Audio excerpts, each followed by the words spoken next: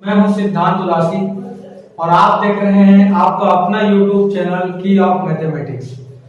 जैसा कि last video में हमने ग्राफिकल मेथड को कवर किया और ये देखा कि कितने टाइप के सॉल्यूशन हमें पेयर ऑफ लीनियर इक्वेशन में मिलते हैं। और आज हम सेकेंड मेथड को स्टार्ट करने वाले हैं जिसका नाम है एलिमिनेशन मेथड। हिंदी में इसे विलोपन विधि कहा जाता है। तो चलिए शुरुआत करते हैं और इसके बाद फिर हम नेक्स्ट सब्स्टिट्यूशन मेथड को भी देखेंगे। तो चलिए देखते हैं एलिमिनेशन मेथड। अब यहां पर हमारे पास पेयर ऑफ लीनियर इक्वेशन है 4x + 3y = 5। ये पहला इक्वेशन हुआ। 2x - y = 2, ये दूसरा इक्वेशन है। अब यहां पर विलोपन या फिर एलिमिनेशन का मतलब क्या है? एलिमिनेट होना या विलुप्त होना, इसका मतलब हुआ गायब होना। अब इसमें हम किसे गायब करते हैं, किसे विलुप्त करते हैं या फिर किसे एलिमिनेट करते हैं। यहाँ पर या तो हम x को एलिमिनेट करेंगे या तो फिर y को एलिमिनेट करेंगे। एलिमिनेशन से ये होगा क्योंकि हमें पता है कि किसी भी क्वेश्चन में अगर दो वेरिएबल एक साथ हो तो दोनों वेरिएबल को निकाल पाना मुश्किल होता है। इसीलिए हम दोनों इक्वेशन की मदद से कुछ ऐसे ऑपरेशन लगाएंगे जिससे कि या तो x को विलुप्त कर सके या फिर y को विलुप्त कर सके। ठीक है, तो जैसा कि यहाँ पर देखिए, यहाँ पर पहले क्वेश्चन में x का जो कोफिशिएंट है, कोफिशिएंट इट मींस ये वाला, ठीक है। x का कोफिशिएंट यहाँ पे कितना है 4 है और यहाँ पर कितना है 2 है। अगर हम y का कोफिशिएंट देखें तो यहाँ पर y का कोफिशिएंट 3 है और यहाँ पर y का कोफिशिएंट कुछ नहीं है, मतलब 1 है।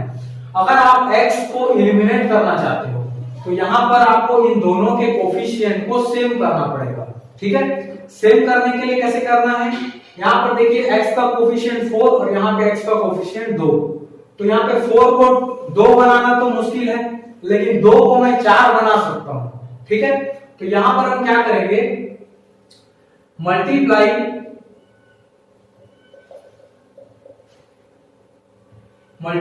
2 इन इक्वेशन सेकेंड। हम सेकेंड वाले क्वेश्चन में 2 का मल्टीप्लाई करेंगे। तो देखिए जब मल्टीप्लाई होगा तो यहां पे 2 का मल्टीप्लाई हुआ तो 2 2 जा 4x, यहां पर जब 2 का मल्टीप्लाई होगा तो 1 2 जा 2y और यहां पर जब 2 का मल्टीप्लाई होगा तो 2 2 जा हो जाएगा 4। ठीक है, आप इसे चाहो तो क्वेश्चन थर्ड भी मान सकते हो। अब यहां पर जैसे ही आपने इस सेकंड इक्वेशन में ऑपरेशन लगाया तो अब आपको क्या देखने को मिला कि यहाँ पे x का कोफिशिएंट 4 बन गया है।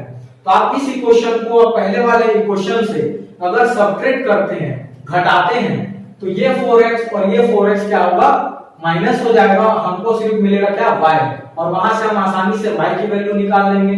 तो चलिए आगे, सब्ट्रैक्ट इक्वेशन 3 फ्रॉम इक्वेशन 1।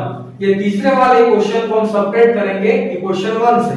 तो देखिए पहला इक्वेशन हमारा क्या है, 4x + 3y = 5। उसके बाद थर्ड वाला इक्वेशन क्या है, 4x - 2y = 4। अब हमको यहाँ पे करना क्या है, सब्ट्रैक्ट। तो सब्ट्रैक्ट में हम इसके साइन को क्या करेंगे, चेंज करेंगे। ये अगर पॉजिटिव में है तो ये नेगेटिव बनेगा, ये नेगेटिव वाला पॉजिटिव बन जाएगा और यहाँ पर पॉजिटिव है तो ये नेगेटिव बन जाएगा। ठीक है, आंसर लिखेंगे +4x एंड -4x से क्या हो गया, कैंसिल हो गया, मतलब x एलिमिनेट हो गया। अब y वाला देखिए, प्लस में 3y और प्लस में 2y कितना हो गया, 5y हो गया, = 5 से जब आप माइनस करेंगे किसको, 4 को, तो आपको क्या मिलेगा, 1 मिल जाएगा। और y की वैल्यू आपको क्या मिली, 1/5। या अगर आप इसे पॉइंट या डेसिमल में लिखना चाहें तो y की वैल्यू क्या हो जाएगी, यहां से 0.2। तो देखिए किस तरीके से हमने y को निकाला। आपको समझ आया यहां तक की बात। हमने y को निकालने के लिए x को एलिमिनेट किया और x को एलिमिनेट करने के लिए x के कोफिशिएंट को सेम करने की कोशिश की।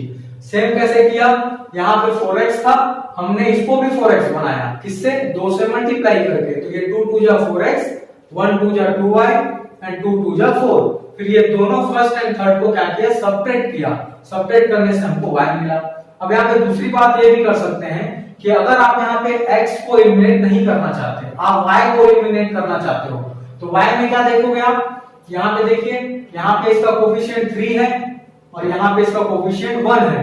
तो आप क्या करोगे, यहाँ पर इसमें 3 का मल्टीप्लाई करके इसको भी 3y बना दोगे। चलो अब हम वही करेंगे। तो इस बार हम लोग मल्टीप्लाई करेंगे, मल्टीप्लाई कितना, 3 करेंगे, क्योंकि इस बार हमको y एलिमिनेट करना है। तो मल्टीप्लाई 3 इन इक्वेशन सेकेंड, ठीक है।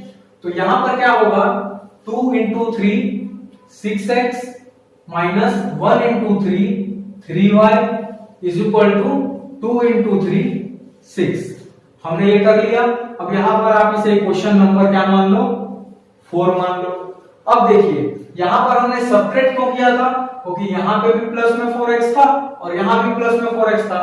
तो अगर आप सब्ट्रैक्ट नहीं करते तो x नहीं हटता। बट ये वाले केस में यहां पर देखिए कि यहां पर आपका प्लस में 3y है और यहां पे माइनस में 3y है। तो यहां पर आप सब्ट्रैक्ट नहीं करेंगे, यहां पर आपको ऐड करना पड़ेगा। अगर आप यहां पे ऐड करोगे तो 3y हट जाएगा। तो चलिए फ्रॉम एडिंग इक्वेशन 1 एंड 4, ठीक है, 1 एंड 4 को यहां पे क्या करेंगे, ऐड करेंगे। तो देखिए ऐड कैसे करेंगे, 4x plus 3y is equal to 5, ठीक है।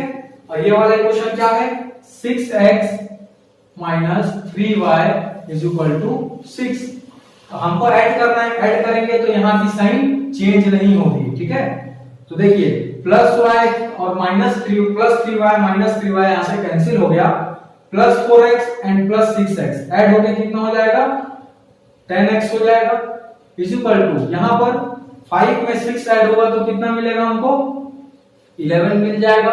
और यहां से फिर 10 क्या हो जाएगा, यहाँ पे डिवाइड हो जाएगा और 10 डिवाइड होने से यहाँ पे हमारा आंसर क्या आ जाएगा, 1.1। तो इस तरीके से हमने एक बार x को एलिमिनेट करके y की वैल्यू निकाली, एक बार y को एलिमिनेट करके x की वैल्यू निकाली। इसी को कहते हैं एलिमिनेशन मेथड या फिर विलोपन विधि। अब मैं यहाँ पर आपको एक छोटी सी बात और बताना चाहूंगा कि यहाँ पर हमको जो x और y की वैल्यू मिली वो एक यूनिक सॉल्यूशन मिली है। इस x और y की ये जो वैल्यू है, इसके अलावा इसकी कोई दूसरी वैल्यू नहीं होगी। ये मैं अगर जानना चाहूं तो एक तरीके से और भी जान सकता हूं। कल मैंने आपको सिखाया था, आपके प्रीवियस वीडियो को आप एक बार फिर से देखिए, वहां पे मैंने दिखाया था कि टाइप्स ऑफ सॉल्यूशन को कैसे चेक किया जाता है। तो आप यहाँ पे भी करके देख सकते हैं कि यहाँ पे देखिए a1 की वैल्यू कितनी है, 4 है, b1 की वैल्यू कितनी है, यहाँ पे 3 है और c1 कितना है, 5 है। यहाँ पे a2 कितना है, a2 की वैल्यू यहाँ पे 2 है, b2 की वैल्यू कितनी है, यहाँ पे माइनस में 1 है, ठीक है। और c2 की वैल्यू कितनी है, यहाँ पे प्लस में 2 है। तो आप सबसे पहले क्या करेंगे, a1 अपॉन a2 फाइंड करेंगे। तो a1 अपॉन a2 आपका क्या आ रहा है, देखिए 4 अपॉन 2, मतलब 2 1 जा 2, 2 2 जा 4, मतलब कितनी वैल्यू आई, 2 आई। अब यहीं पर आप पहले b1 अपॉन b2 भी निकाल लीजिए। तो b1 अपॉन b2, b1 की वैल्यू 3 और यहाँ पे b2 की वैल्यू कितनी है, -1, मतलब वैल्यू कितना आ रहा है, -3 आ रहा है। तो आपको क्या देखने को मिला कि a1 अपॉन a2 जो है और b1 अपॉन b2 जो है, ये दोनों वैल्यू एक बराबर नहीं है, ठीक है। It means a1 upon a2 does not equal to b1 upon b2।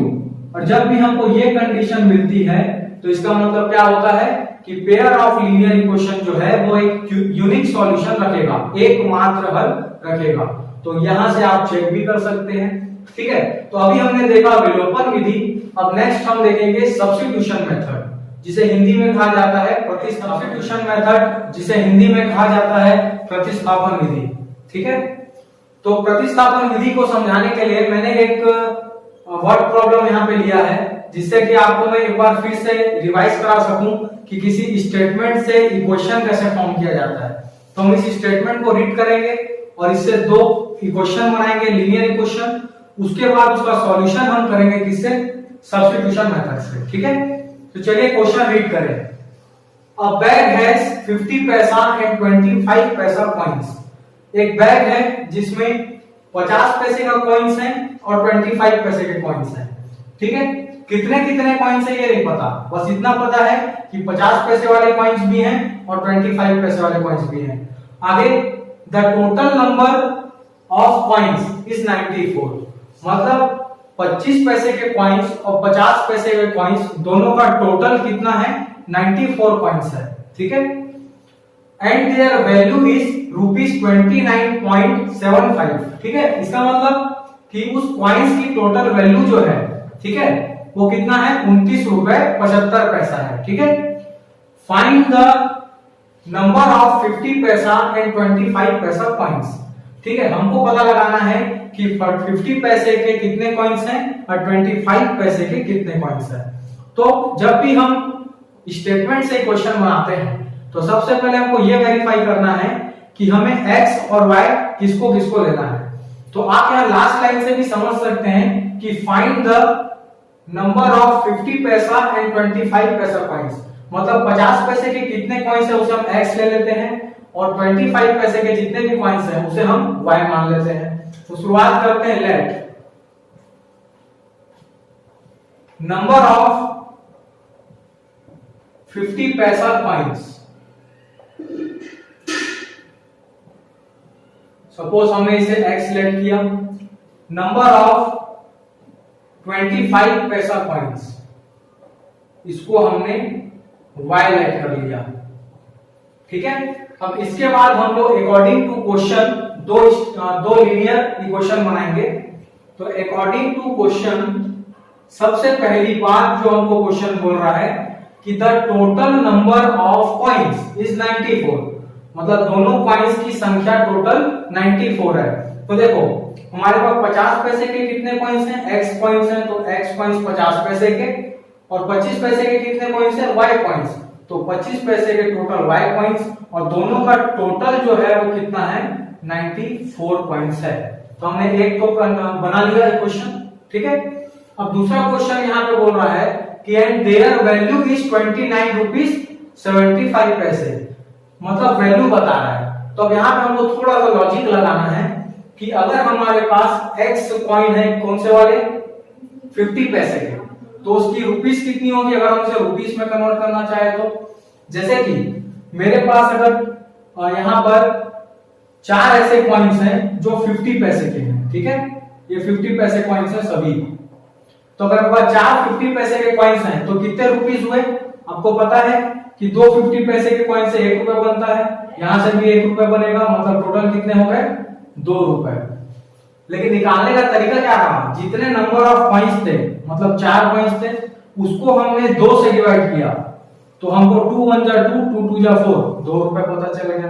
ठीक है, अब यहीं पर अगर मेरे पास 25 पैसे के कॉइन्स हैं, कितने मान लो मेरे पास 8 कॉइन्स हैं, 1 2 3 4 5 6 7 8। ठीक है, मेरे पास 8 कॉइन्स हैं, एक मिनट में ज्यादा ले लिया हूं, एक हटा देते हैं। मेरे पास कितने कॉइन्स हैं, 8 कॉइन्स हैं, सभी कितने के हैं, 25 पैसे के कॉइन्स हैं। अब मैं यहाँ पे पता लगाना चाहूँ कितने रुपए हुए, तो आपको सभी को पता है कि 4 25 पैसे के कॉइन्स लेंगे तो 1 रुपीस बनेगा, और 4 इधर से लेंगे तो 1 रुपए यहां से बनेगा, मतलब टोटल कितना हुआ यहाँ पर, यहाँ पे भी 2 रुपए हुआ। लेकिन यहाँ पर जवाब कैसे आया, 8 कॉइन्स टोटल थे, हमने उसको किससे डिवाइड किया, 4 से डिवाइड किया, तब हमको मिला 4 1 जा 4 2 जा कितने रुपए, 2 रुपए। मतलब यहां से लॉजिक क्या मिला कि जितने भी 50 पैसे के कॉइन्स होंगे, नंबर ऑफ कॉइन्स को आप 2 से डिवाइड करके रुपए पता लगाएंगे, और 25 पैसे के जितने कॉइन्स हैं उसमें 4 का डिवाइड करके पता लगाएंगे कि कितने रुपीस हुए। ऐसा इसलिए होता है क्योंकि 2 50 पैसे के कॉइन्स मिलके 1 रुपए बनता है, इसलिए 2 से डिवाइड किए, और 4 25 पैसे के कॉइन्स मिलके 1 रुपए बनता है, इसलिए यहाँ पे 4 से डिवाइड किए। तो सेम हम यहाँ पर करेंगे। देखिए हमारे पास 50 पैसे के कितने कॉइन्स हैं, x कॉइन, तो उस x के साथ में हम डिवाइड बाई कितना करेंगे, 2, जैसा यहाँ पे किए थे। तो ये क्या मिल गया कि 50 पैसे के जितने कॉइन्स हैं उसकी कितनी वैल्यू हुई। अब y कि कौन से कॉइन्स हैं, 25 पैसे के कॉइन्स हैं। तो y के साथ हम कितना डिवाइड करेंगे, 4 का डिवाइड करेंगे। वो यहाँ पे हमने 4 का डिवाइड किया था, तो ये हो गया 25 पैसे के कॉइन्स की वैल्यू। अब दोनों की वैल्यू को अगर हम ऐड कर दें तो हमारे पास आंसर कितना है, 29.75 पैसे। ठीक है, तो यहाँ लिख देते हैं 29.75 रुपीस। ये हो गया हमारा यहाँ तक का काम। इसको आप इक्वेशन 1 मान लीजिए, इसको आप इक्वेशन 2 लेट कर लीजिए। हमने इक्वेशन 1 और इक्वेशन 2 लेट कर लिया है, पर यहाँ पर देखिए जो यहाँ का सेकंड इक्वेशन है वो फ्रैक्शन फॉर्म में है। हम इसको पहले इजीएस्ट फॉर्म में चेंज कर लेंगे, उसके बाद बनाएंगे। ठीक है, तो कैसे होगा ये, देखिए यहाँ पर हम क्रॉस मल्टीप्लिकेशन करेंगे, या फिर आप यहाँ पे डिनोमिनेटर, यहाँ पे क्या कर सकते हैं, एलसीएम भी कर सकते हैं आप। यहाँ पे 2 और 4 का एलसीएम कितना होगा, 4। यहाँ पे 2 है तो 2 2 जा 4, तो यहाँ पे 2 का मल्टीप्लाई होगा 2x प्लस यहाँ पे 4 है पहले से, तो यहाँ पे कुछ नहीं करना है, 1 का मल्टीप्लाई हुआ y आ गया, इज इक्वल टू 29.75। ठीक है, अब इस बार इस 4 को हम उधर ले जाके क्या कर देंगे, इनटू कर देंगे। तो 2x plus y is equal to 29.75 into क्या कर देंगे 4। तो देखिए हमारा जवाब क्या आ जाएगा, 2x plus y is equal to, आप इसे इंटू करिए, क्या आता है आंसर आपका, यहाँ पे इंटू करके देख लीजिए, 29.75 इंटू 4, 4 5 जा 20, 2 कैरी, 4 7 जा 28 प्लस 2 30, ये 3 हो गया, 4 9 जा 36 एंड 3 कितना हुआ 39, ये 3 कैरी, 4 2 जा 8 प्लस 3 11, और यहाँ पे 2 के बाद पॉइंट है तो यहाँ पर भी हमने 2 के बाद पॉइंट लगाया। तो कितना है हमारा आंसर 119, तो यहाँ पे पुट कर दीजिए 119। अब ये जो फॉर्मेट तैयार हुआ ये थोड़ा इजीएस्ट है, बनाने में आसान रहेगा, तो हम इक्वेशन 2 इसको ना मानकर इसको मान लेंगे। ठीक है, अब देखेंगे कि इन दोनों इक्वेशन को हम सब्स्टिट्यूशन मेथड से कैसे सॉल्व करते हैं। ठीक है, तो यहां पर मैं एक बार क्या करता हूं, इक्वेशंस को लिख लेता हूं। पहला इक्वेशन मेरा क्या है, x plus Y is equal to 94। दूसरा इक्वेशन क्या है, 2x plus Y is equal to 119। ये क्वेश्चन हमारा फर्स्ट है, ये वाला सेकंड है। अब देखिएगा प्रतिस्थापन विधि, सब्स्टिट्यूशन मेथड में हमको क्या करना होता है, वहां पर एलिमिनेशन में हम x को एलिमिनेट करके y निकालते थे और y को एलिमिनेट करके x फाइंड करते थे। पर यहां पर हमको क्या करना है, यहां से हमें, जैसे हमने फर्स्ट इक्वेशन लिया फ्रॉम इक्वेशन फर्स्ट, तो इक्वेशन फर्स्ट से या तो आप x की वैल्यू अलग कर लो या तो y की। चलो मैं यहां से y की वैल्यू अलग करता हूं, तो यहां पर x plus Y is equal to 94 है, तो y की वैल्यू यहां से कितनी हो जाएगी, x उधर गया तो 94 माइनस x हो जाएगी। ठीक है, इसको मैं इक्वेशन नंबर 3 लेट कर लेता हूं। अब मैं क्या करूंगा कि ये जो y की वैल्यू, ये जो x के फॉर्म में आया है, y की इस वैल्यू को अब मैं सेकंड इक्वेशन में पुट करूंगा, किसकी जगह पे, y की जगह पे। तो from equation second, from equation समीकरण 2 से।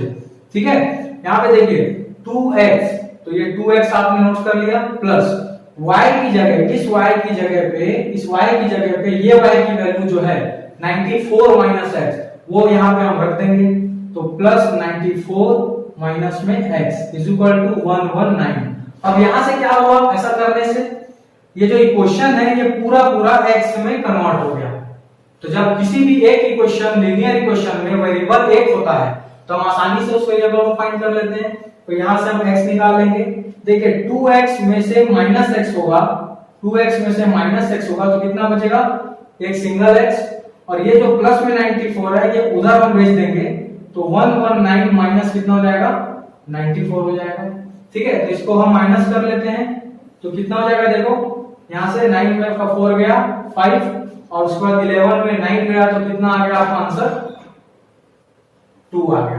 तो x की वैल्यू यहां से कितनी आ गई, 25 आपको मिल गया। यहां से आपको एक बात समझ आ गई। अब देखिए x की वैल्यू आपको मिली, यहां पर जो हमने y निकाला था वो किसके फॉर्म में निकाला था, x के फॉर्म में। कहने का मतलब जब तक आपको x नहीं मिलेगा आपका y का आंसर नहीं आएगा, इसलिए आपको यहाँ पे x मिल गया है, इस x को यहाँ पुट करके आप क्या निकाल लो, y निकाल लो। ठीक है, तो यहाँ लिखेंगे पुटिंग वैल्यू किसका वैल्यू रख रहे हैं हम? वैल्यू ऑफ x किसमें रख रहे हैं? इक्वेशन 3 में। तो इन इक्वेशन 3 समीकरण 3 में x का मान रखने पर, ठीक है। तो आइए रखते हैं, यहाँ पे y है, y is equal to 94 minus x की वैल्यू कितनी मिली है? 25 मिली है, तो यहाँ से 25 रख देंगे।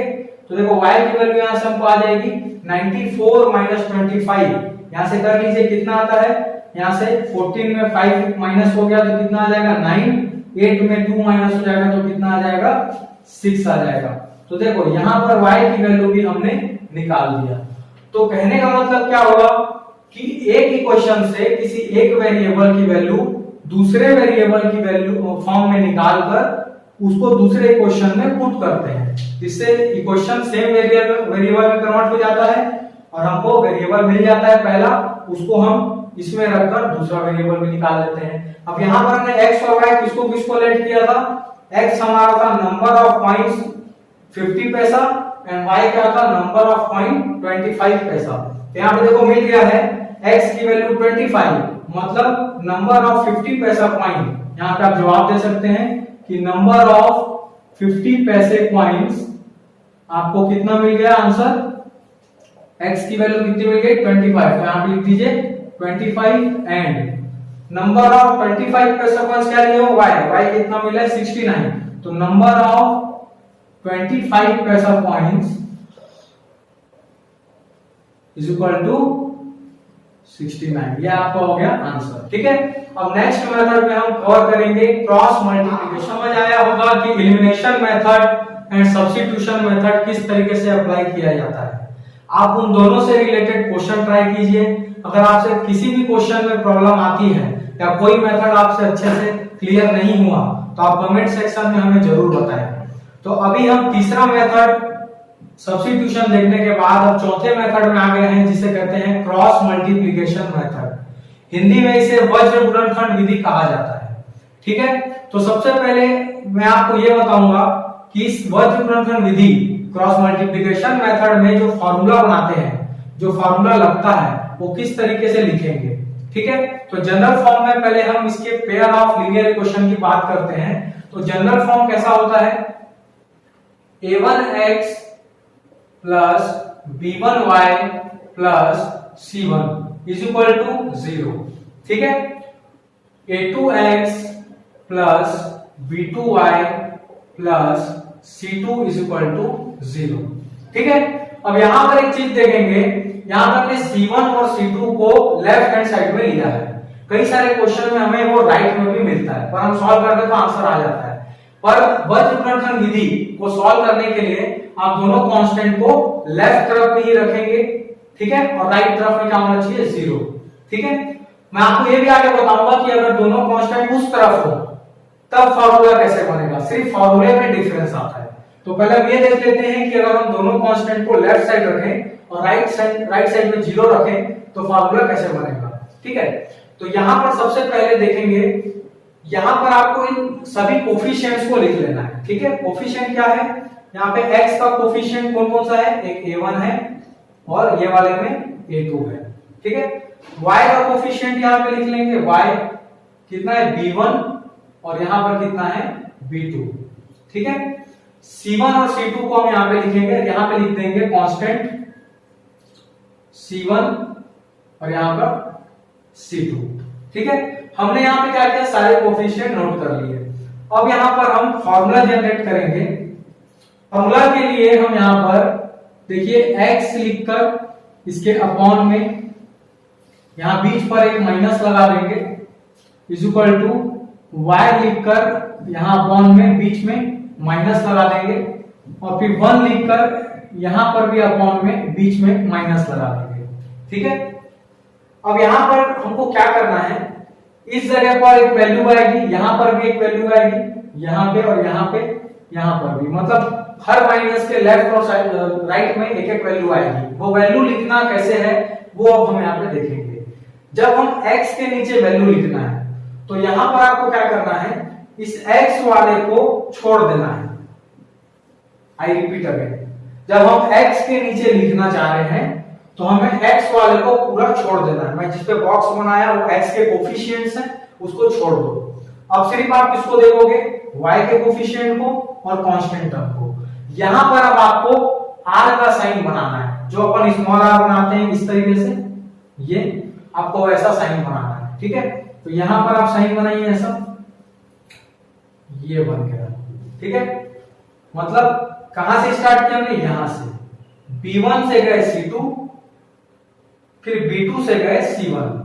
तो देखो B1 से गए C2, तो B1 C2, फिर माइनस करके B2 से गए C1, तो यहां पे B2 C1। आई होप इतना आपको क्लियर हुआ। आपको x के नीचे लिखना है तो x के कोफिशिएंट को छोड़ दीजिए, y और c पे फोकस करिए और r बनाइए। r बनाने से जो वैल्यू आ रही है उसको आपको यहां पे लिखना है, B1 C2 minus B2 C1, ठीक है। अब मैं इसको मिटा देता हूं, हमारा x कंप्लीट हो गया है, अब इसे भी मिटा देता हूं।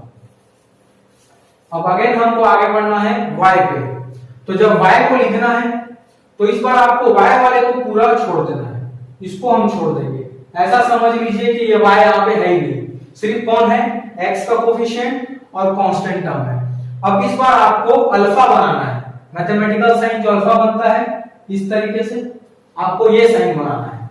तो ये साइन बनाने के लिए हमको यहां से शुरू करना है ऐसा, तो यहां से हम शुरू करेंगे और यहां से हम क्या बनाएंगे, अल्फा। देखिए ये अल्फा ऐसा बनेगा, ठीक है। तो क्या आ रहा है देखो, C1A2 ऐसे आ रहे हैं हम लोग, C1A2 A1 C2, ठीक है। तो C1A2 यहां पे लिख देंगे C1A2, फिर कहां गए A1 C2, तो यहां पे लिख देंगे A1 C2। आई होप आपको ये समझ आया होगा। इस बार हमको क्या करना है, y के नीचे लिखना है। y के नीचे लिखने के लिए y को हम छोड़कर x और c के साथ अल्फा बनाएंगे और अल्फा से हमको क्या मिलता है, C1A2 माइनस A1 C2। ये बात समझ आ गई। अब हमको 1 के नीचे लिखना है, तो 1 के नीचे लिखना है, यहाँ पे थोड़ी जगह कम है, मैं इसके लिए नीचे यहाँ पे बना लेता हूँ, ठीक है। ये 1 अपॉन, बीच में मैंने माइनस का साइन लगा दिया। अब मुझे क्या करना है, ये भी आप यहां से मिटा दीजिए, ठीक है। फिर से आगे देखते हैं कि हमको 1 के नीचे क्या लिखना है। देखिएगा इस बार हमको 1 के नीचे लिखना है, ये 1 यहां पर कौन सी वाले कोफिशिएंट आएंगे, कांस्टेंट टर्म वाले को हटा के लिखना है। देखो यहां पे कांस्टेंट टर्म कौन सा है, ये वाला, इसको आप छोड़ दीजिए। अब आप सिर्फ देखिए x के कोफिशिएंट को और y के कोफिशिएंट को। अब इस बार आपको क्या बनाना है, फिर से एक बार आपको क्या बनाना है, r बनाना है। तो r बनाने के लिए आपको यहां से शुरू करना है, A1 B2 minus A2 B1, ठीक है। A1 B2 फिर A1 B2 से A2 B1 है ना, तो यहां क्या जाएगा A2 B1। ये बात आपको समझ आई कि हमने x और y और 1 के नीचे जो वैल्यू लिखी वो किस प्रकार से लिखा है, ठीक है। आपको सिर्फ क्या याद रखना है कि आपको लाइन से इसमें आपको एक बार r बनाना है, मतलब यहाँ पे एक बार r बनेगा, ये r से आया, फिर एक बार ये अल्फा से आया, यहाँ पे फिर से r से आया, ठीक है। r अल्फा r, ये बात आपको क्लियर है ना। तो इसके लिए हमने कोफिशिएंट इसके उठाए थे। अब हम इसी मेथड के थ्रू, सेम फॉर्मूले के थ्रू एक क्वेश्चन बना के देखेंगे कि क्रॉस मल्टीप्लिकेशन मेथड से क्वेश्चन कैसे बनेगा। हम देखेंगे कि क्वेश्चन हम क्रॉस मल्टीप्लिकेशन मेथड से किस तरीके से सॉल्व करते हैं, ठीक है। अभी आपने देखा कि इसका फार्मूला कैसे जनरेट होता है, ठीक है। अब देखिए हमारे पास यहाँ पे दो इक्वेशन है। सबसे पहले हमको क्या देखना होगा दोनों इक्वेशन में, कि दोनों कांस्टेंट हमारे लेफ्ट तरफ है या नहीं। तो देखिए दोनों तरफ 0 है, कांस्टेंट यहां पर है, ठीक है। इसको हम इक्वेशन 1 मान लेते हैं, इसको हम इक्वेशन 2 मान लेते हैं। अभी सबसे पहले हम वहां पर कोफिशिएंट क्या लिखे थे, x के कोफिशिएंट, y के कोफिशिएंट और कांस्टेंट टर्म लिखे थे। तो यहां पर भी हम लोग देख लेंगे कि क्या क्या कोफिशिएंट है।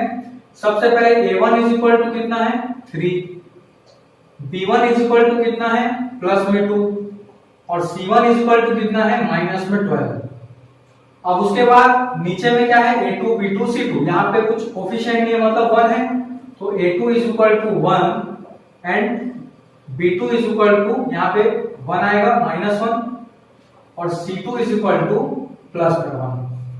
दोस्तों यहाँ पर ध्यान ये देना है कि जब आप कोफिशिएंट को नोट करें तो आपसे ऐसा ना हो कि साइन आपसे छूट जाए, साइन होना जरूरी है। अगर माइनस में है तो माइनस में उतरेगा, प्लस में है तो प्लस में उतरेगा। अब यहाँ पर जो फार्मूला हमने यहाँ पे लिखे हैं, ये फार्मूला हम कैसे बनाए थे, आर अल्फा आर करके। अभी भी हम आर अल्फा आर करेंगे, ठीक है, लेकिन फार्मूले में हम डायरेक्ट वैल्यू देख कर ना पुट करेंगे, सिर्फ कोफिशिएंट से करेंगे। यहाँ पे कोफिशिएंट क्या क्या है देखते चलिए। पहले आप यहाँ पे इसका आगे का स्टेप बनाइए, या यहाँ पर बनाते हैं हम लोग, x upon is equal to y upon is equal to 1 upon, सबके बीच में क्या लगा देंगे, एक एक माइनस लगा देंगे। अब यहाँ पर ऐसा नहीं करना है कि b1 यहाँ देखना है फिर b1 की वैल्यू यहाँ लिखनी है, या फिर यहाँ c2 है तो c2 देख के लिखना है, ये काम नहीं करना है। इससे गलत नहीं होगा, आंसर सही आएगा, लेकिन क्या होता है कभी कभी दो तरफ देखने से आंसर गलत लिखा, वैल्यू गलत पुट हो जाती है। तो आप यहाँ पे क्या करेंगे, डायरेक्टली कोफिशिएंट में आर अल्फा आर बनाएंगे।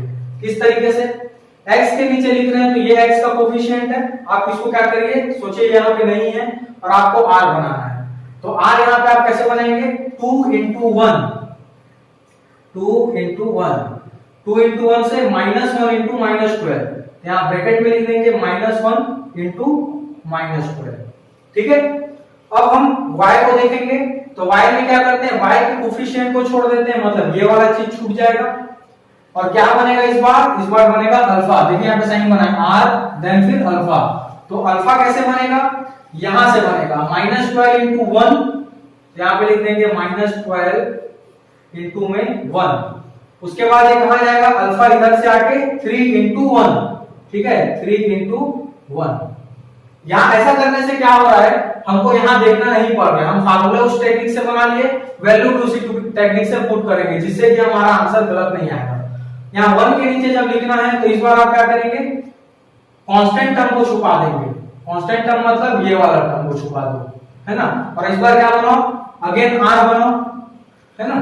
तो r कैसे बनेगा, इस तरीके से, तो 3 into -1, तो यहाँ पे लिख दो 3 into -1, फिर 3 into -1, then 1 into 2, तो 1 into 2, ये कंप्लीट हुआ हमारा वैल्यू पुटिंग। अब यहाँ पे चेक करना चाहो तो चेक कर लीजिए, आपकी कोई वैल्यू गलत पुट नहीं हुई है।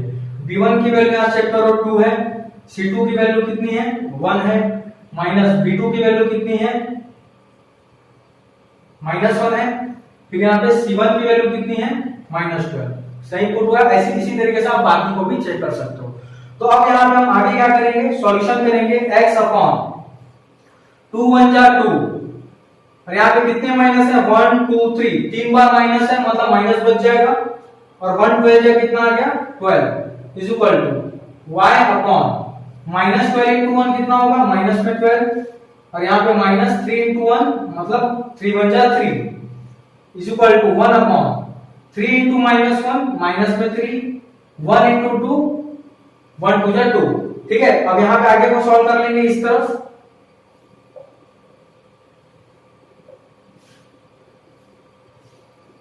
टू में से -12 करेंगे तो कितना आएगा जवाब, -10 आ जाएगा, और जब -12 पे -3 करेंगे तो क्या आ जाएगा, 2 बार माइनस है, तो यहाँ पे वैल्यू एडिशन में आ जाएगी, 12 + 3 15, यहाँ पे -3 एंड -12 क्या आ जाएगा, -5। अब यहां तक जब आप पहुंच जाएंगे तब आपका आखिरी काम क्या है, कंपेयरिंग का। पहले वाले को आप, इस फर्स्ट वाले को लास्ट वाले के साथ आप पहले कंपेयर कीजिए। क्यों कंपेयर कर रहे हैं, कोई तीनों चीजें इक्वल है तो कोई भी दो कंपेयर कर सकते हैं। तो फर्स्ट को पहले मैं इसके साथ कर रहा हूं, तो x upon -10 is equal to 1 upon -5। आप इस बार क्या करेंगे, -10 को ऊपर भेजेंगे, -10, और नीचे में क्या आ गया, -5, माइनस और माइनस तो प्लस हो गया, 5 1 जा 5 2 जा 10, मतलब x की वैल्यू कितनी आ गई, 2 मिल गई। अब इसी तरीके से इस लास्ट वाले के साथ आप एक बार y वाले को भी कंपेयर कर दीजिए। तो देखिए y upon -15 is equal to 1 upon -5, ठीक है। इस बार -15 को ऊपर कर दीजिए, तो y is equal to -15 upon -5, minus minus plus, 5 1 जा 5, 5 3 जा 15, तो y की वैल्यू कितनी आ गई, यहाँ पे 3 आ गई। तो दोस्तों आपने क्या देखा कि क्रॉस मल्टीप्लिकेशन मेथड से किस तरीके से pair of linear equation in two variable को सॉल्व किया जाता है, जिसमें हमने फार्मूला बनाने का मेथड देखा। आर अल्फा आर करके आप पहले फार्मूला बना लीजिए, फिर से आर अल्फा आर कोफिशिएंट के साथ करके यहाँ पे पुट भी कर दीजिए, ठीक है। फिर आप इसको सॉल्व करके एक बार x वाले कंपोनेंट को यहां से कंपेयर कर लिए, फिर एक बार y वाले को इससे कंपेयर कर दिए और x और y की वैल्यू आपने निकाल लिया। यहां पर भी एक छोटी सी बात जल्दी में करते हैं कि यहां पर भी हमको x और y की जो वैल्यू मिली वो एक यूनिक सॉल्यूशन है। यूनिक सॉल्यूशन क्यों है? क्योंकि यहां पर भी आप देख लीजिए a1 अपॉन a2 आप यहां पे करेंगे तो 3 अपॉन 1 कितना होगा? 3 होगा, और b1 अपॉन b2 करेंगे तो 2 अपॉन -1 मतलब -2 होगा। मतलब दोनों वैल्यू सेम आई क्या? नहीं आई। मतलब a1 अपॉन a2 जो है वो b1 अपॉन b2 के बराबर नहीं है। और ये प्रतीक किसका है? कि हमारा pair of linear equation in two variable एक यूनिक सॉल्यूशन रखता है। तो वो यूनिक सॉल्यूशन क्या है? x बराबर 2 और y बराबर 3। ये बात आपको बार बार इसलिए बताई जा रही है कि अगर कोई भी pair of linear equation unique solution अगर नहीं रखेगा तो उसमें हम जो मेथड यहां लगा रहे हैं cross multiplication, elimination and substitution, वो काम करने वाला नहीं है। अगर कोई भी पेयर ऑफ लीनियर इक्वेशन अगर यूनिक सॉल्यूशन नहीं रखता है, उसके बदले अगर वो नो सॉल्यूशन वाली कंडीशन है या फिर इनफाइनाइट सॉल्यूशन वाली कंडीशन है, दोनों कंडीशन में उसको सिर्फ ग्राफिकल मेथड से ही उसको बनाना पड़ेगा। ये बात मैंने प्रीवियस वीडियो में भी बताई है, आप इस बात को जरूर नोट करके रखिए। अब तक के लिए जो भी हमने सीखा अब आप इसको प्रैक्टिस कीजिए। अब नेक्स्ट वीडियो में हम देखेंगे कि किस तरीके से किसी इक्वेशंस में हम ये जानते हैं कि सॉल्यूशन कैसे होते हैं, उसके क्वेश्चन कुछ बनाकर देखेंगे। तो मिलते हैं, अलविदा, बाय बाय।